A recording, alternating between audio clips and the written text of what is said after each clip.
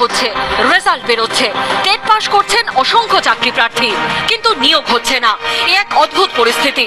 আর এই আবহেই চাঞ্চল্যকর দাবি করলেন প্রাথমিক শিক্ষা পর্ষদের সভাপতি। টেট এবং রিক্রুটমেন্ট এ দুটো কিন্তু এক নয়। টেট একটি রিক্রুটমেন্ট প্রসেসে একটি সূচক মাত্র।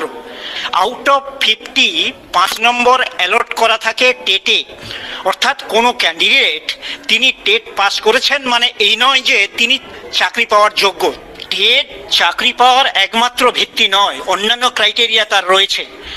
অতএব আমাকে দেখতে হবে শূন্যপদ আছে কিনা। পর্ষদ তখনই বিজ্ঞাপন দেবে যখন বিদ্যালয় শিক্ষা দপ্তরের কাছ থেকে শূন্যপদ আসবে। তথ্য বলছে তৃণমূল সরকারের আমলে 5 বার প্রাইমারি টেট হয়েছে। এই সভাপতি বছর বছর টেট পরীক্ষার আশ্বাস দিয়েছিলেন।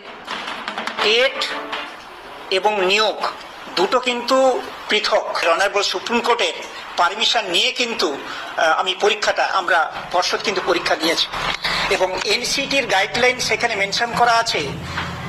পর্ষদ এভরি ইয়ারে অ্যাটলিস্ট একবার টেট নেবে। খুব তাড়াতাড়ি আমরা সুপ্রিম কোর্টের ছাড়পত্র পেয়ে যাব, তারপরে আমরা নিয়োগ করতে পারবো।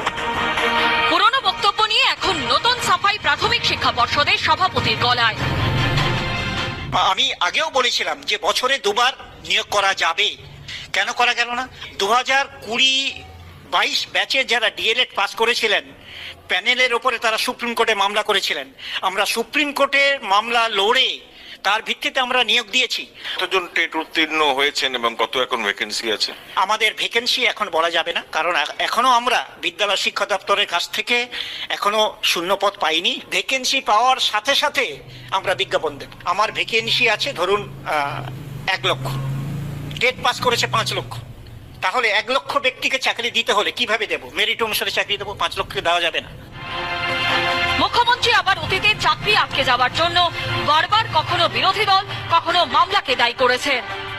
সরকারি চাকরি 5 লক্ষ আমরা চাই অ্যাপয়েন্ট করতে, কিন্তু সিপিএম আর বিজেপি নেতাদের বলুন দয়া করে বেকার যুবক যুবতীদের ভবিষ্যৎ নষ্ট না করবার জন্য এত টিচার নেওয়া হবে, পোস্ট খালি আছে, আপনাদের জন্য নিতে পারছি না। মানে এই বিজেপি সিপিএম আর কংগ্রেসের নেতাগুলোর জন্য যেই আমরা রেডি করছি টুক করে একটা কেস টুকে দিচ্ছে। আর সেই একই যুক্তি শোনা যাচ্ছে পর্ষদ সভাপতির মুখেও, কিন্তু বিরোধীরা এই দাবি উড়িয়ে দিচ্ছে।